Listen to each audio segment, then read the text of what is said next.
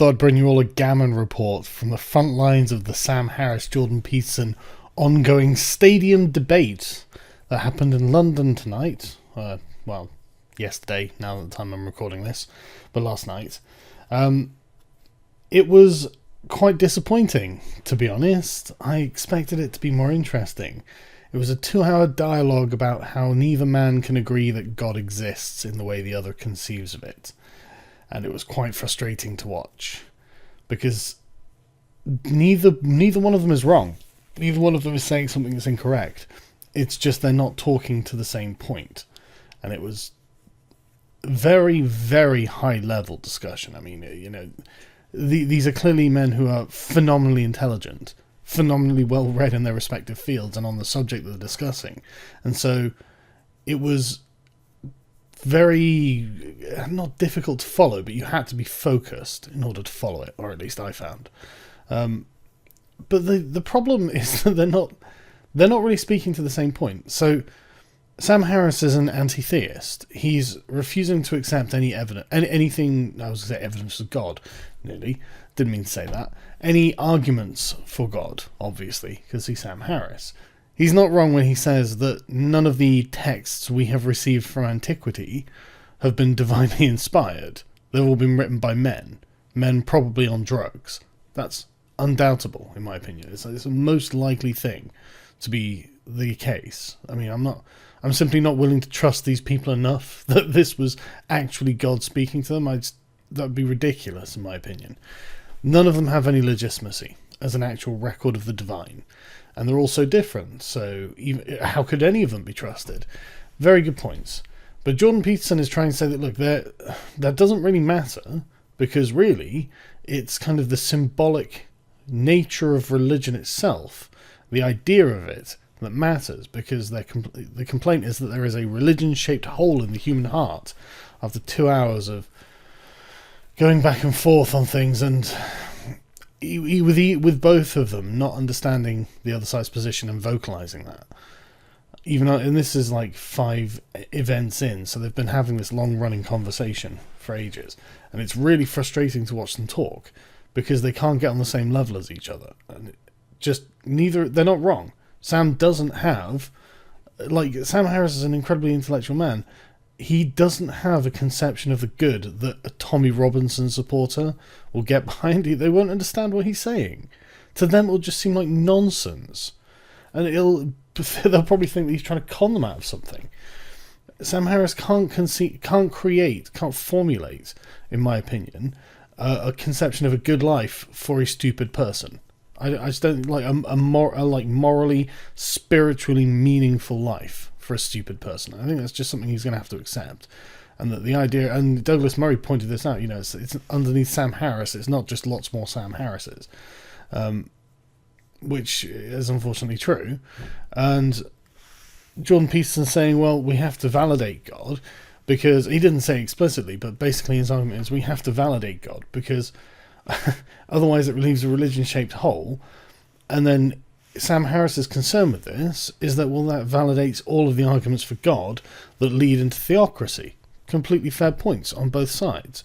And it took a long time to get to this place, which really isn't that hard to get to, in my opinion, because the way the two interact and they talk. Sam Harris is incredibly literal and, clear-minded, and Jordan Peterson is willing to talk in generalities, metaphors, and the nourishment of the human spirit, because he's a psychologist, and these are aspects of humanity. These are aspects of the human experience. Is to engage and use these things in building your own personality and your own sort of motivation and goal in life. Whereas Sam Harris is being more like a computer programmer about it and just using, not hard logic or anything, but obviously they're both being logical, but he's less flexible and less willing to accept the reality of what Peterson's saying, because it's not the same focus of reality. It's not in the same resolution as Sam's thinking. Jordan Peterson is lower resolution, but that doesn't mean it's not true, and it doesn't mean it's not meaningful in its own way. And essentially it boiled down to that, and the whole argument was just basically about God. And I was quite annoyed. And then after an hour and 15 minutes of them having this conversation, and they didn't get to this conclusion until the end of the full 2 hours, but there was going to be a Q&A, and I was thinking, okay, great. we can get some of those brilliant minds of our generation to talk about things that matter in people's actual lives, like the actual problems that we're having in the world. At least the audience can drive the topics and get, we'll get some fun reactions from Jordan Peterson, Sam Harris, and Douglas Murray to the subjects that are being presented to them. Who knows? Maybe tramps were gay. We would have found an answer. But instead, it was put to the audience that they could applaud if they wanted them to keep talking, and people did applaud, and so they kept talking. Or they could two applause, one to have a Q&A and the other to keep talking, and the keep talking was much louder for some reason, which I found disappointing. So they just carried on talking for another 45 minutes about a subject that they'd spent over an hour failing to get to grips with because they don't understand one another, and it was really frustrating. I mean, I don't sit there and think I've wasted my money or anything. It's not like I didn't learn anything new. I did, and it's always a pleasure to listen to the two men talk, just because when they're making their points, I mean, they are so consistent and eloquent. They are just a pleasure to listen to. But the actual meat of the conversation was just frustrating to me, because frankly it was just a subject I just don't give a shit about. I was hoping for something a bit more relevant, but that's me, not anyone else, I'm sure.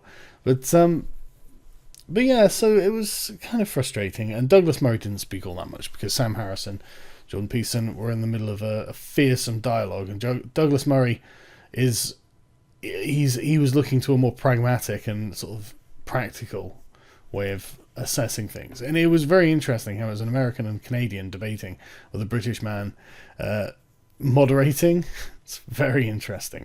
But honestly, I think Douglas did the best out of the night. When he did speak, the things he said were very good. They're very insightful and very useful and amusing and charming, because he does have that about him, doesn't he? He actually really reminded me, if you go back to like the 60s or something, one of those long form TV debates, he comes across as like an old British moderator, and in like 20 or 30 years he's going to be like a national treasure.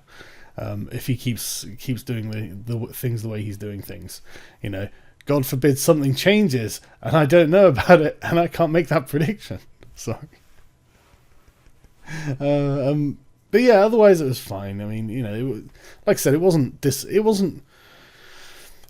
boring per se, because the arguments, you had to focus on what was going on. It was fine otherwise, but I was just disappointed with the content.